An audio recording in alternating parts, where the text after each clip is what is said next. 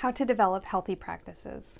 Now, a lot of times when we talk about being healthy, we tend to focus on one area of health, one specific practice or way of being healthy that we are prioritizing over the others. But I like to think of health in terms of 5 different areas. So I think it's equally important to be physically healthy, emotionally healthy, mentally or cognitively healthy, relationally healthy, and spiritually healthy. So when I think about health for myself, for my family, and for my clients that I work with, I really focus on making sure that people are healthy in all 5 of those areas. It's when we are not promoting health in all of those areas that we tend to feel a little bit off balance or off kilter. People have different words to use for it, but that's where we start to feel overwhelmed or inexplicably stressed out when we just don't understand it, because our diet, we've been really careful about our diet, and we've been getting the sleep that we need, and we've been exercising, or we got rid of this toxic relationship, and we think that that means we should be wholly healthy, but we're not thinking about it in terms of whole health a lot of the time. So it's really important to focus on all 5 of those areas if we want to promote overall health. So instead of thinking of one particular aspect of health, let's start to think in an integrative way. Let's think about being healthy in all of those different aspects of our lives. One very simple way that you can start on a path toward whole health is to just identify practices that promote health in all those different areas for you. Now, your list might look different from mine, and it might look different from your best friend's list. That's okay. What I want you to do is to start by creating a table, and I'm going to attach one if I can to this video, and if not, reach out to me and I'm happy to send you a really simple table or chart that you can use to start documenting this. But it is really, really important to write this stuff down. So if you put each of those areas of health across the top of a column, so again, physical, emotional, mental or cognitive, relational, and spiritual.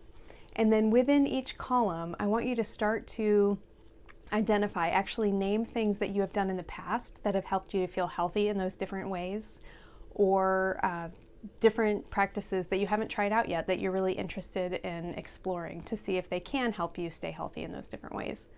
The idea is that we have a list of activities, and it's okay if some of the activities overlap among several columns. That's actually really helpful and efficient, as we're going to talk about in a minute. But we want to make sure that you have a robust list, that there are at least a handful of practices or activities that are that fall within each of those categories that you can engage in to try to be healthy in those different ways. And then I want you to look at the list overall. So rather than focusing on one specific column, I want you to look at the list as a whole and see if there are certain things that you can do with certain people or in certain ways that would help knock out several different aspects of health at the same time. Because what I'm going to encourage you to do is to engage in at least one practice that promotes health in each of those areas every single day. Now, that can sound a little bit overwhelming if you think about it in terms of you now having to do 5 more activities or tasks throughout the day. That is not what I'm suggesting. I am all for efficiency. I'm a very resourceful person. I love checking off to-dos consecutively. So if there's a way that you can combine activities from different columns and knock out, several different areas of being healthy all at once, that's great. I always use this example. If you go for a walk with a close friend outside and you talk about deep and meaningful things about your life, you're knocking out all 5 of those areas. You are promoting health in all 5 of those areas, all within an hour, or if you're like me, it ends up being 2 hours or more. But do what works for you. This is not intended to be overwhelming. We don't want to add a lot to your plate, or else you're not going to do it.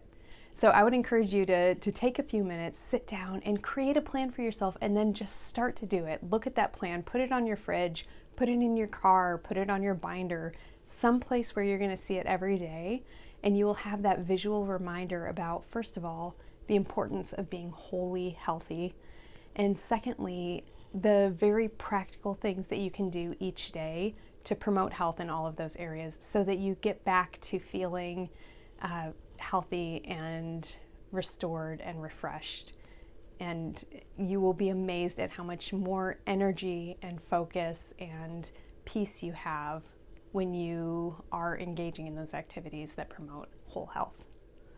My name is Claire White, and I have lots of resources for being healthy in each of these areas, as well as just ways of promoting whole health overall. So if any additional resources would be helpful, or if you want to reach out to me directly, you can do so through my website. It's clairegoodmanwhite.com.